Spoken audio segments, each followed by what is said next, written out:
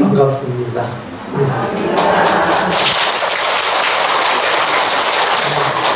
벌써 3세가 됐습니다.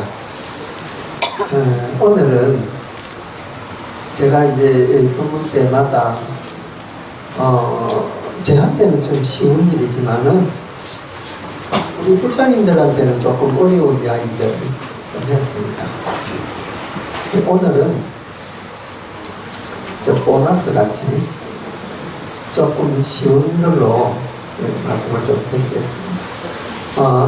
오늘 말씀드릴 거는 여러분 신행생활에 아주 깊이 도움이 되는 그런 내용이 되겠습니다. 여러분들 절에 가보면은 부처님들이 많이 계시죠. 근데 이제 이 부처님이 어떤 부처님인가 이렇게 알려면은 상당히 복잡합니다. 심지어는 스님들조차도 그 부처님이 어떤 부처님인지 밑에 설명이 없으면은 잘 모르는 이런 일도 많이 있습니다. 더욱이나 우리 불자님들은 그거 알기가 정말 어렵죠. 그래서 오늘은 딱 보고 이 부처님이 그 부처님이구나 이렇게 오늘 공부하는 것이 아니고 부처님이 가지고 계시는 그 손을 가지고 지금 무슨 뜻인가를 기본적으로 공부하는 그런 시간을 갖도록 하겠습니다. 아울러서 우리는 그럼 어떤 식으로 부처님을 대해야 되냐 이것도 이제 아울러 오늘 말씀을 좀 드리겠습니다. 부처님은 2500년 전에 인간의 모습으로 오신 그 부처님도 계시지만은 이 우주에 충만한 우리 공기나 흙과 같은 그런 부처님이 계신다고 제가 말씀을 드렸죠. 그러니까 그렇기 때문에 수많은 부처님이 탄생을 했습니다.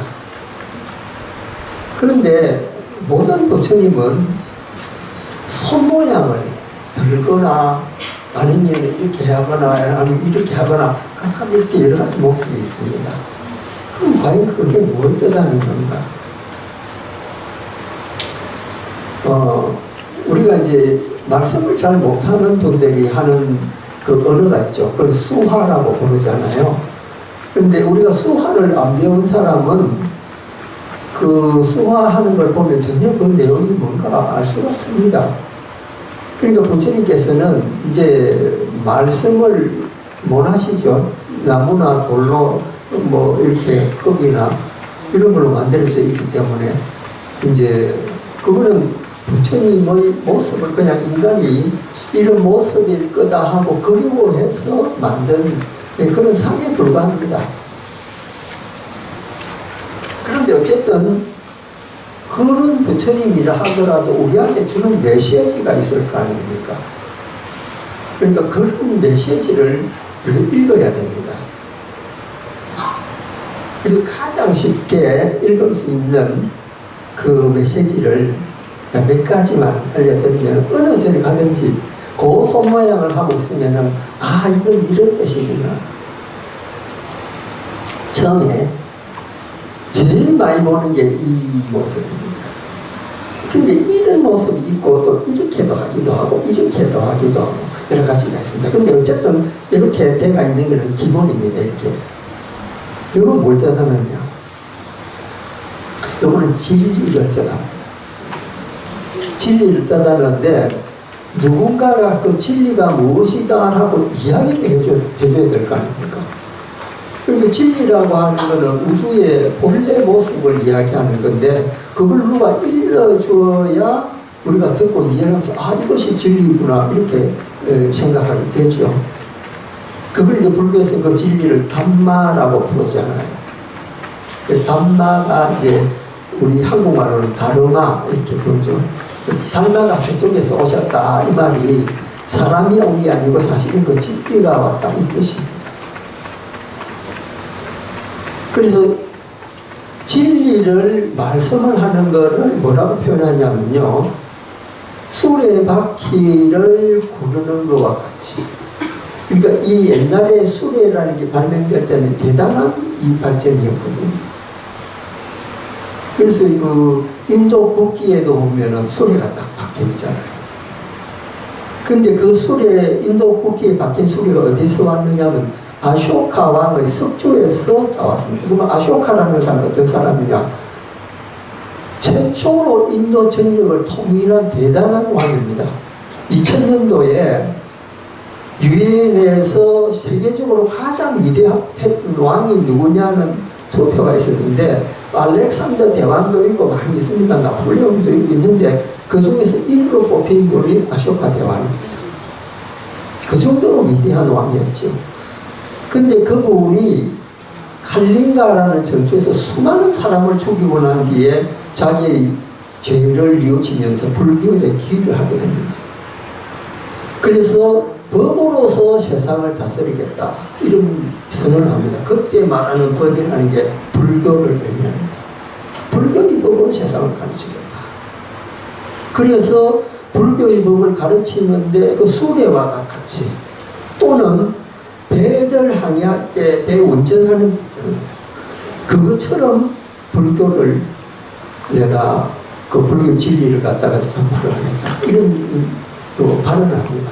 그래서 사자 밑에 사자 모양으로 새긴 그 조각 밑에 이 법륜 표시를 이렇게 조각을 합니다. 그게 나중에 이제 인도 국기에 그렇게 넘어온 거죠. 어쨌든 수레바퀴가 돌아가면서 전 세계 이 불교의 이 핵심이 이렇게 전파가 되듯이 이 모양이 그 수레와 같아. 이렇게 해서 불교가 널리 진리가 퍼져나갈 수 있는 그런 이제 내용이라는 거죠. 여러분 이 모습 보면 아 부처님의 진리가 세상에 퍼지도록 이렇게 바퀴 모양을 하고 있구나. 아셨죠? 어느 부처님이든지 다 이런 모양을 하고 있습니다. 전혀 그렇게 하는 분도 있지만은 대부분이 손 모양이 이거 어떤 경우니까 이런 모양을 기본적으로 하고 있습니다. 그 다음에 또 하나 이렇게 가 있는 손바닥을 보이고 있는 부처님이 있습니다. 우리가 뭐 선서 일할 때 이렇게 다 하잖아요. 그것처럼 이렇게 해야 됩니다. 이 부처님은 어떤 이 손 모양이냐? 여러분이 가지고 있는 인간에 살면서 여러 가지 이 두려움들이 있습니다. 그 두려움을 모두 없애주겠다 이런 뜻입니다. 시무외인이라고 하는 그런 의미죠. 그 여러분이 부처님한테 예배를 하고 이 소모습 보면 아 부처님께서 나한테 가지고 있는 어떤 두려움이든지 없애주는 그런 발언을 하신 부처님이시구나 그런 뜻입니다. 시무외인 두려움을 없애준다라는 뜻입니다.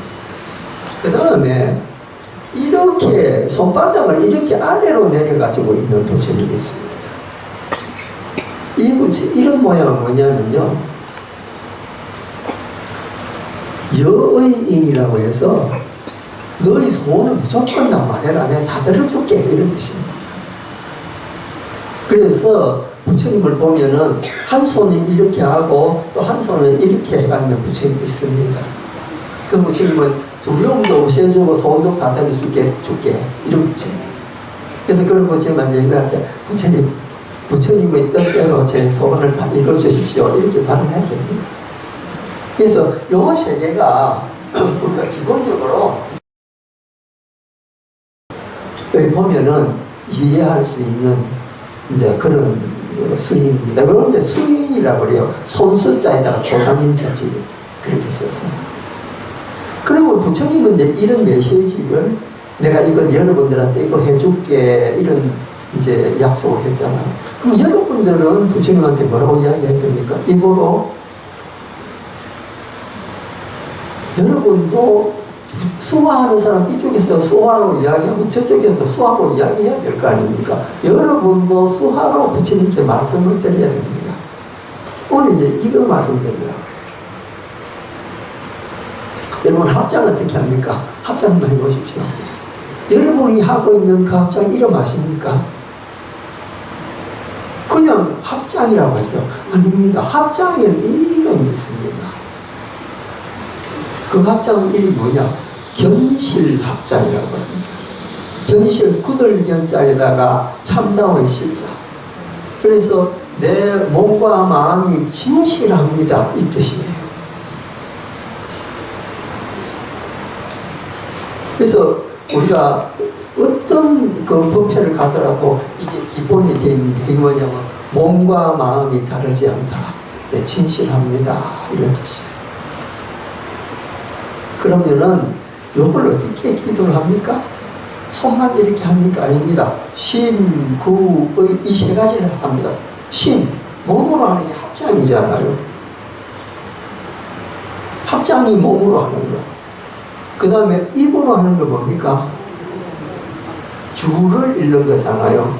기도할 때, 경을 읽을 때, 반야신경을 하든지, 천수경을 하든지, 입으로 하는 거. 그 다음에 또, 생각을 내가 예를 들면 정구진언을 했다. 그러면 생각을 뭐 해야 됩니까? 내가 지금까지 입으로 지은 여러 가지 허물들을 내가 진짜 몸과 마음을 다 해서 내가 참여를 합니다. 이렇게 머릿속에 그렇게 생각하면서 입으로는 정구진언을 하면서 손으로는 아주 몸과 마음이 진실되게 합장을 다 해가지고 그렇게 하는 게 이게 견실합장.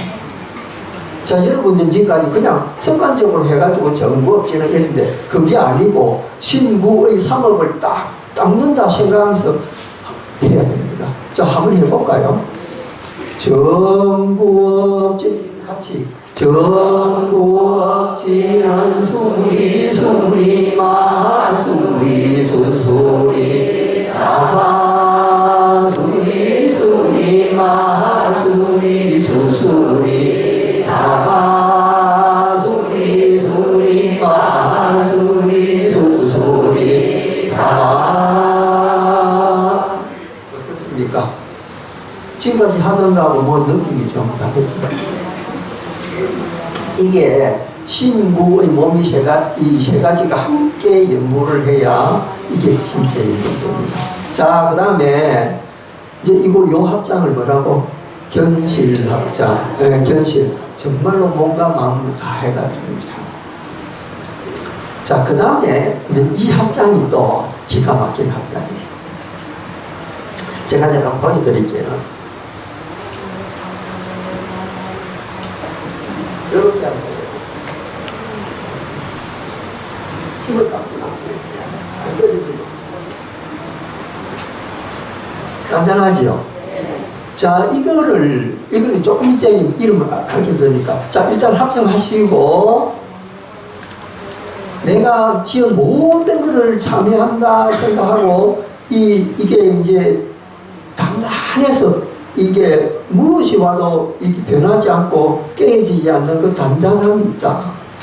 다이아몬드처럼 단단하다. 이런 생각으로 자, 내 마음을 모두 참여합니다. 참여지는 시작. 참여지는 옴살바고자 모지사다야 사바 옴살바고자 모지사다야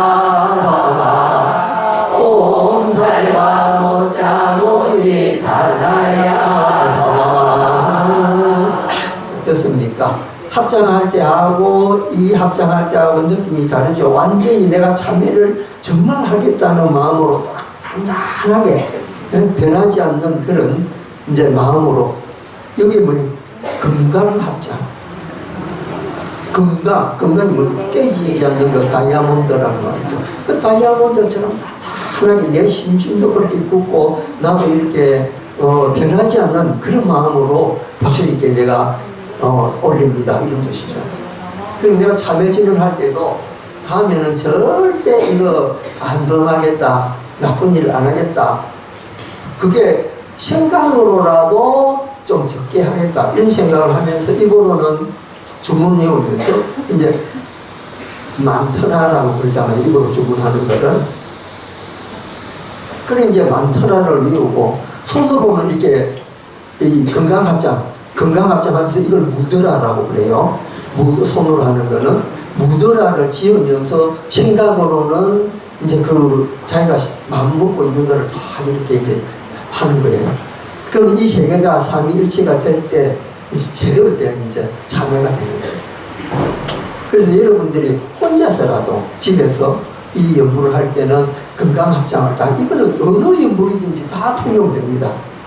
그 견실합장할 때는 모든 연불에 몸과 마음을 다해서 합니다. 이런 뜻이 있고요. 그 다음에 마음이 조금 흐려지거나 흐트러지거나 또는 신심이 좀 약해지거나 이럴 때는 건강합장을 딱 하면서 연불을 하면은 마음이 다 고생이 되면서 든든해지거든요. 이게 손의 효과라는 게 그 정도로 뛰어납니다. 그 다음에 우리가 이제 가끔 달라이라마 스님을 보면은 합장을 이렇게 느슨하게 하고 있는 모습은 이렇게 단단하게 견실 합장을 하는 게 아니고 약간 손이 이렇게 느슨하게 되어 있는 부분이 저건 무슨 합장이 모르겠어요. 그게 원래는 이런 합장입니다.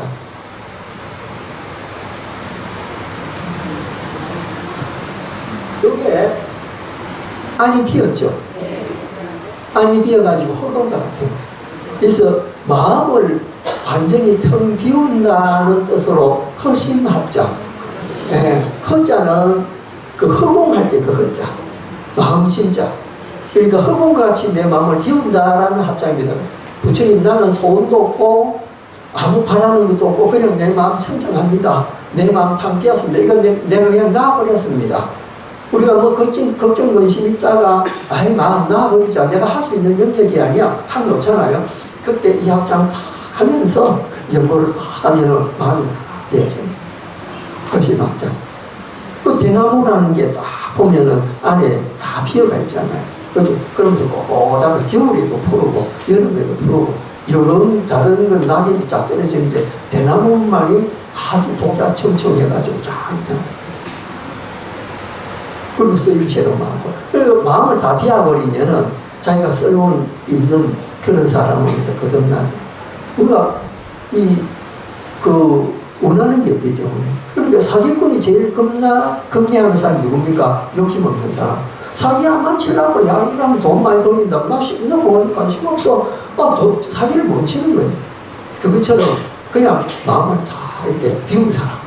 이제 그거를 내가 합장을 통해서 조금씩 발전시키면 그때 그것이 합장이다.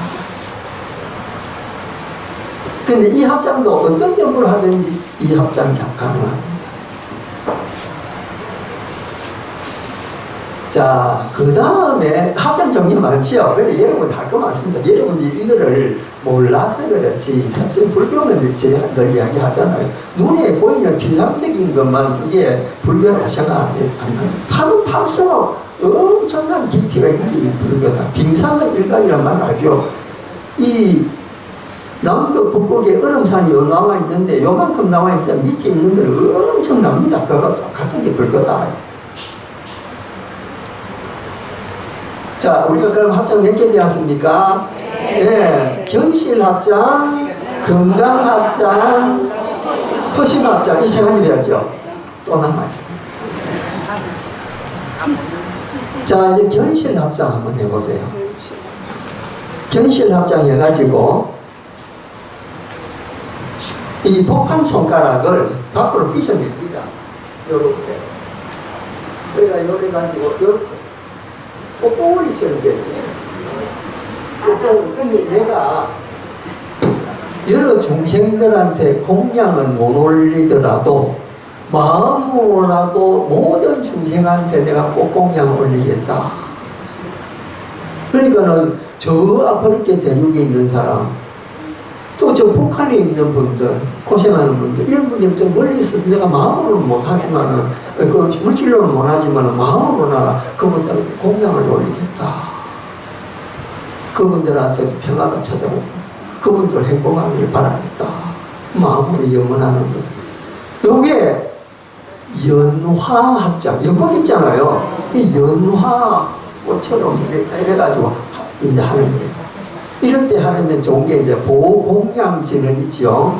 그 보공양진을 하면은 널리 공양한다는 뜻이잖아. 그렇게 쫙 하면은 이게 이제 자기도 청정해지고 여러 그런 우리가 모르는 얼굴도 모르는 그런 사람들한테 공격이 그냥 나누어지는 거예요. 그 다음에 하나 더 남았습니다. 요거는 이제 여러분들이 이렇게 교회 다니는 이 친구들이나 아는 분들 있잖아요. 그분들 기도할 때 어떻게 합니까? 그건 많이 봤죠. 근데 이게 원래 불교에서 나온 거 아십니까? 이거 모르는 사람들 많아. 근데 제가 옛날에 유럽에 살 때 여행을 했는데 그 여행을 할 때 오래된 이제 박물관에서 부처님을 한번 만났는데 그 부처님 손이 이렇게가 있어요. 이렇게. 그런데 나는 지금까지 이렇게 만드는 불상을 한 번도 본 적이 없어요. 그럼 왜 저렇게 시면 십자가잖아요. 근데 이렇게 하고 계세요. 그럼 왜 그런가 하고 연구를 해보니까 원래 불교의 그 만자라는 게 있잖아요. 그 만자가 이 가위끝 떼버리고 십자가 된 게 있습니다. 그러니까 십자도 원래 불교에서 뭐예요? 그러니까 기독교의 십자는요, 요래가지고 밑에가 길거든요. 그런데 이 동서는 무기가 똑같은 게 그게 불교의 십자입니다. 그게 이제 만자 축소형이라고 해가지고 원래 그 옛날 고대로부터 불교에서 썼던 거예요. 지금 이제 적십자사에서 쓰고 있는 거 있잖아요. 그게 원래 불교의 만자입니다. 그래서 십자가라는 게 그 십자 모양은 기독교에만 쓴 게 원래 불교에 있던 거다. 이렇게 보면 그 대표적인 예가 뭐냐? 티벳 가면요, 금강조로 이렇게 만들어낸 게 있습니다. 십자 모양으로. 그러니까 고대부터 썼던 거예요. 그러니까 이 십자가 보면 저거 뭐 기독교에 쓰는 거네 그렇게 하지 말고 불교에서 만든 이 십자는 앞뒤 이 짝대기가 길이가 다 똑같은 거예요. 근데 기독교는 요래놓고 이게 길이잖아요. 그건 뭐냐면 형틀이거든. 사람 죽일 때 그게 무가가 죽이던 거라.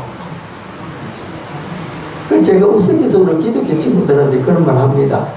이것은 형틀을 믿으니까 그 예수님이 만약에 목자 올려가 죽였으면 오란줄을 갖다가 그러고 밧줄을 갖다 믿겠네. 여기서 농담을 한 일이 있습니다. 어쨌든 간에 이제 그런 게 이제 그게 이제 이게 변형돼 가지고